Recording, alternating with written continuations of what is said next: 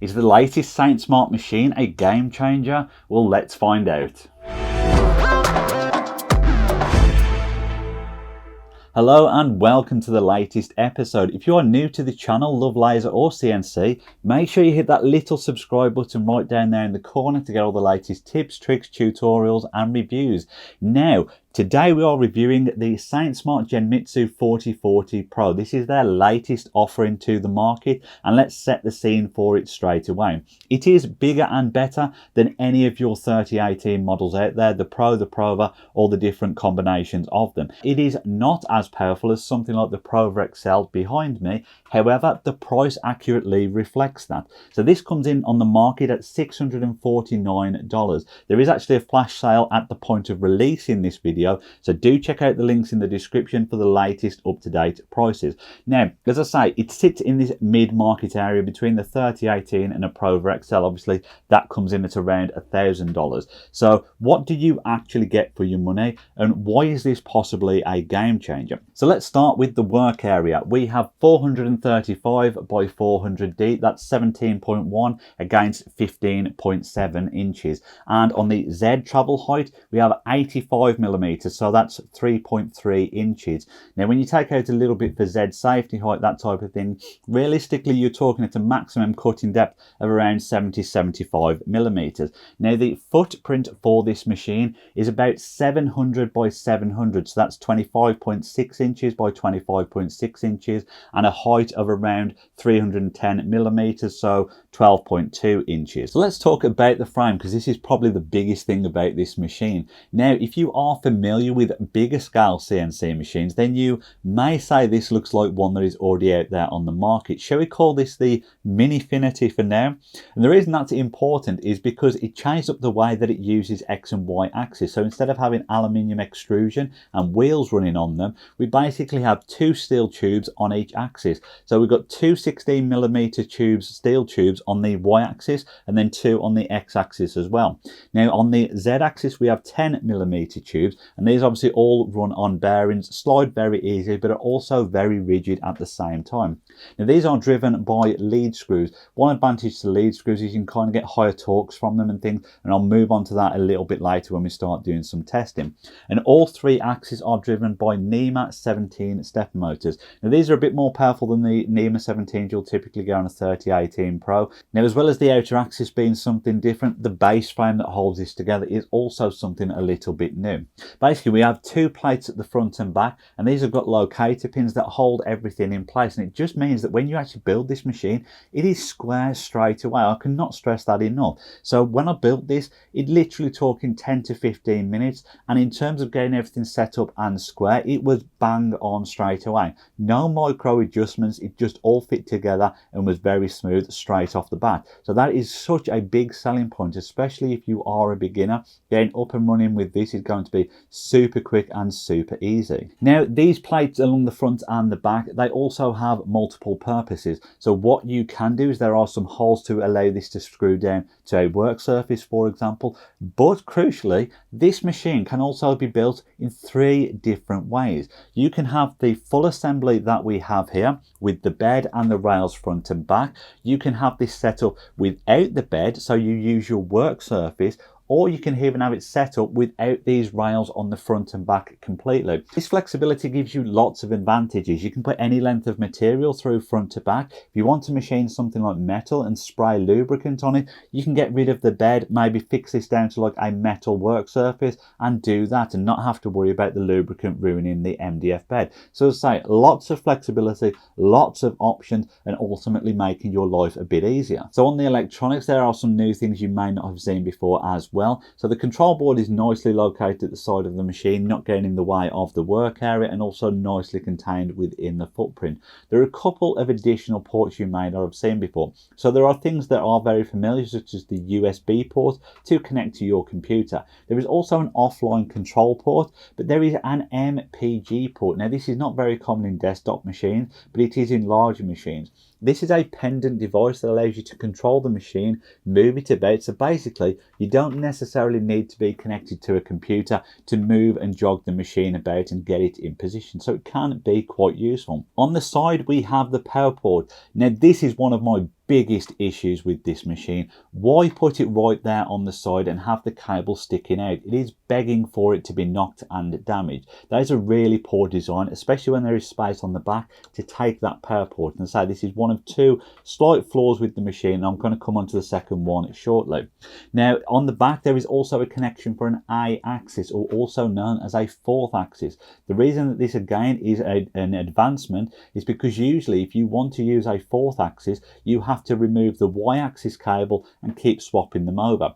But also what is another new feature is within the firmware on the control board they have added the functionality for this A-axis, so you don't have to keep changing settings for the Y-axis. So basically this is really gearing more towards using a fourth axis as opposed to predecessor machine where you'll kind of have 3 axes but you're trying to make it work with 4. This is definitely geared towards 4 axis. So here's an internal shot of the control board for those that like to see the extra detail. It does have fixed drivers, meaning that these can't be replaced. I also thought the fan on the casing was a little bit small. There's another little control board on the back of the X-axis. This is where you can connect a laser and air assist, and also the Z probe. And this is the second issue I have with the electronics on this machine. A bit like the power port on the side here, it is in an awkward position. It means wires are going to be dangling down, running the risk of getting caught in between the X and Y axis as it moves about. It is just not a great design. There is no reason that this should be here on the back instead of on the main power unit here at the side. Now I got around this by just basically 3D printing a little holder on the back to put the Z probe in, but as I say, it would be much better if the Z probe was in this power unit here, and there is plenty of space for it, so again not sure why that didn't happen. Other than those 2 things with the electronics, everything else is actually really nice. Very neat, very hidden away. The limit switches, for example, are all tucked away behind these metal casings. Now obviously these can remove to allow maintenance, lubrication, things like that, but as I say, they're hidden away and it just makes this machine look really sleek. The Z assembly also has some key upgrades. Straight away it is now a 75 watt spindle. This is a 25% power increase on what you would have previously had with something like a 3018. It is also very quiet due to a new control mechanism in it, and that also features some nice lights on top, again which just makes it look cool. The standard holder will also take 52mm diameter spindles, so this includes your 3, 4 and 500 watt spindles, as well as also taking a laser. You can also upgrade to something like a 65 or 69mm diameter holder, which I have here, and I'll talk about this shortly. But another nice feature of the Z assembly is the entire thing can be mounted at 2 different heights. There are different mounting holes, so you can raise the entire spindle up, obviously without losing the actual travel of the Z axis. Why is this useful? Well, it gives you more flexibility, and if you want to look into things like doing 4th axis rotary rollers, it gives you more space underneath the X axis to be able to fit them in. So with all the things making this a nice machine covered, well, it's time to move on and see what it can actually do. The first thing that I did was fit a support underneath the MDF bed. Whilst there wasn't much flex in it, there was a little bit of flex, and I wanted to eradicate that completely.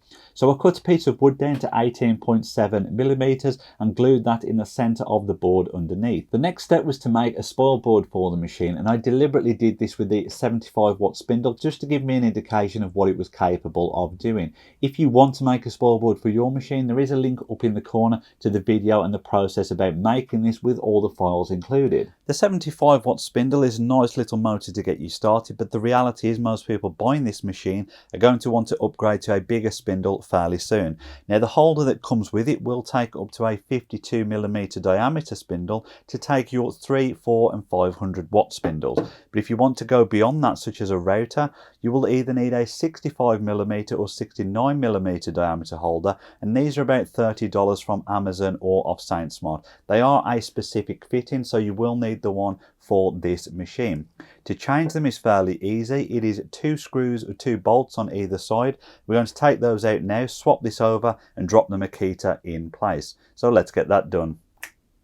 And it really is that simple. Now if you were doing this same upgrade and using a router and you want the motor to start when your job starts, then check out the link in the corner to a previous video I made about how to wire this all up so the router starts at the same time. So sometimes a small criticism of lead screw driven machines is backlash. This is when the axis changes from one direction to the other, and there can sometimes be a little bit of play, ultimately meaning it can be inaccurate. So I did some testing on this machine, and all of the backlash tests test came back at 0, which is great for us because it means there is no horizontal movement in any of the axis. So after upgrading the 75-watt spindle to the Makita, it was time to do a stress test. Now I've run this test on lots of machine previously, and it basically cuts a square, circle and an X. This tests each axis individually as well as all together, running at different velocities. Now the reason that this is important is each time it does the pattern, it drops down a little bit deeper. So basically it starts at like 1mm deep, then 1.2,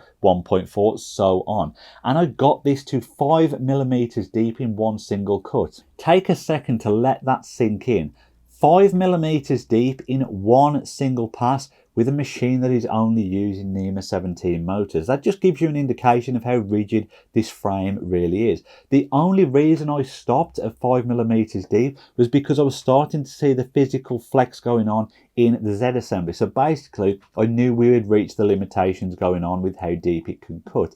Now normally with NEMA 17s you'd probably be looking at maybe a maximum of 2.5mm at a push in terms of cutting. So for this to achieve 5 without missing a single step was absolutely brilliant. Now in a normal scenario you are not going to be machining at 5mm deep through that type of wood. As I say, it is a stress test to see what the machine is capable of, but it performed much better than I expected. So after the stress test I moved on to an endurance test and did this 3D relief carving of a clock. Now the initial rough cut took just under an hour to do, but the actual relief carving took over 6 hours because of the detail that I put into it and the small step over. I saw somewhere on one of the Facebook groups about doing the cutting at 45 degrees to the grain. Now typically I always believe going with the grain will get you the cleanest results, but actually doing it at 45 degrees I hardly had to do any cleanup. I ran the sanding brush over it very lightly, but as I say, it was a super clean cut, especially given that this is just softwood. There were a few diagonal lines on the flatter surface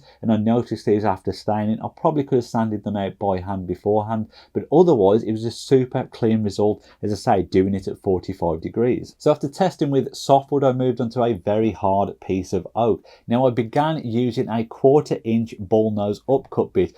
Probably a bit aggressive for how hard this oak was, but it was actually cutting okay at 1000mm per minute at 1mm depth of cut. It flaked a bit going cross grain, but that's the downside of using an upcut. However, the deeper I started to get into the channel, the more bounce and chatter I was starting to see in the bit. So ultimately, if you are cutting through thicker, harder material like dense oak, then you may want to use a smaller bit instead of say a 1/4 inch bit, because that probably was a little bit too aggressive for this machine. So I left the piece of oak on the bed and then started to do some text engraving with a 30-degree V-bit. I wanted to see how precisely this would carve out this type of script lettering.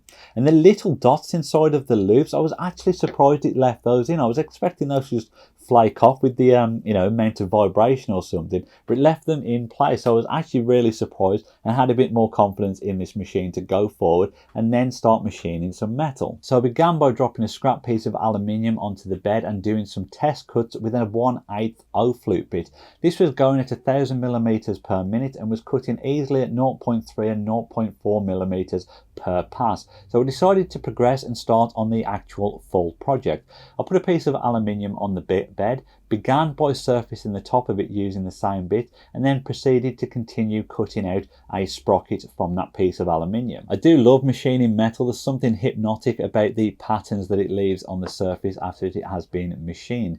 Now the result was actually really nice and I was super happy with how it come out. I'm not going to mislead you, there was a small user error in this process. The test piece of aluminium was actually a softer grade than the one I was machining with. So once I dropped this piece on to start machining, it broke the bit fairly quick, as I say, this was a much harder grade. So I had to slow the speed down and reduce the depth of cut, but ultimately we got there and got this nicely machined cog or sprocket cut out from the aluminium. For the next project I wanted to do a deep V carve, so I took a piece of pine, gave it a couple of coats of ebony stain to give a nice black finish, fitted a 90-degree V-bit into the router and started to carve this sign. The contrast between the natural wood and the black coating really makes the designs stand out. With a couple of spray coats of clear gloss, we have a nice finished sign and all the cuts are super clean and nice and deep. Those of you about to point out there's no E in stripy, yes there is, leave it alone.